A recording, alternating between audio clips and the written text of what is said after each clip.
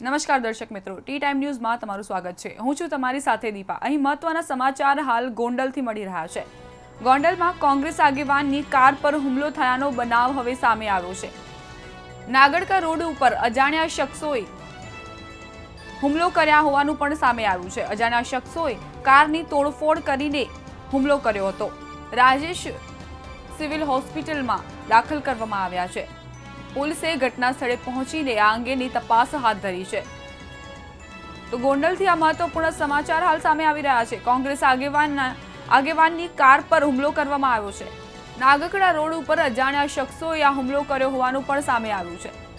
અજાણ્યા શખ્સોએ તોડફોડ કરીને કોંગ્રેસના આગેવાન પર હુમલો કર્યો છે। જણાવી દઈએ કે કોંગ્રેસના આગેવાન રાજેશ સખિયા તેમને સારવાર માટે હોસ્પિટલ ખાતે ખસેડવામાં આવ્યા છે। જો કે આ બનાવ બનતા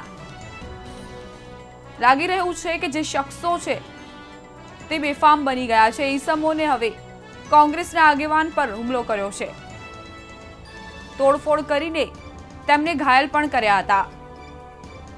જો કે કોંગ્રેસના આગેવાનને તાત્કાલિક હોસ્પિટલ ખાતે ખસેડવામાં આવ્યા છે અને આ જ અંગે વધુ તપાસ માટે પોલીસે કામગીરી હાથ ધરી છે।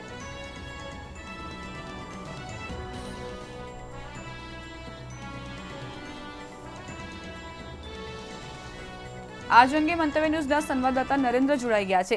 જી નરેન્દ્ર, જણાવશો જે રીતે આ બનાવ સામે આવ્યો છે, કોંગ્રેસના આગેવાન જે છે તેમને ઘાયલ કરવામાં આવ્યા છે, તેમના ઉપર હુમલો કરવામાં આવ્યો છે, આ અંગેની વિગતો જણાવશો।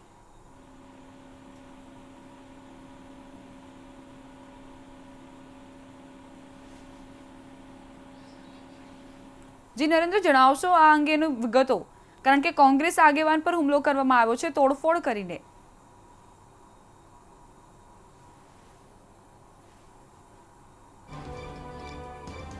અમારો સંપર્ક કપાઈ ગયો છે, પરંતુ હાલના મહત્વપૂર્ણ સમાચાર ગોંડલથી મળી રહ્યા છે। કોંગ્રેસ આગેવાન ઉપર હુમલો કરવામાં આવ્યો છે, તેની કારમાં તોડફોડ કરીને તેને ઘાયલ કરવાનો બનાવ હવે સામે આવ્યો છે। લાગી રહ્યું છે કે અસામાજિક તત્વો હવે બેફામ બની રહ્યા છે। આ રીતે કોંગ્રેસના આગેવાન પર હુમલો કરવામાં આવ્યો છે। જો કે તેમને તાત્કાલિક સારવાર અર્થે હોસ્પિટલ ખાતે ખસેડવામાં આવ્યો છે। જો કે આ સમગ્ર બનાવ બનતા પોલીસે આ અંગે તપાસ હાથ ધરી છે।